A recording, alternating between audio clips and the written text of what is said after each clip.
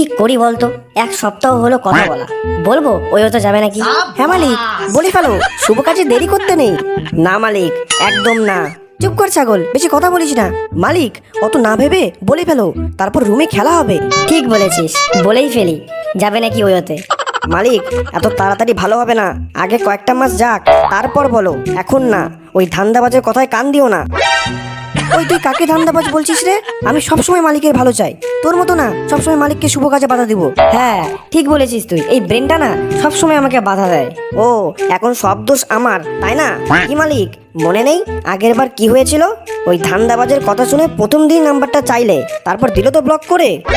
আর এখন এক সপ্তাহ কথা বলতে না বলতেই ওয়ো শালা তোমাকে এবার ব্লক করবে না, তোমার বাড়িতে এসে তোমার গাড় মেরে দিয়ে চলে যাবে।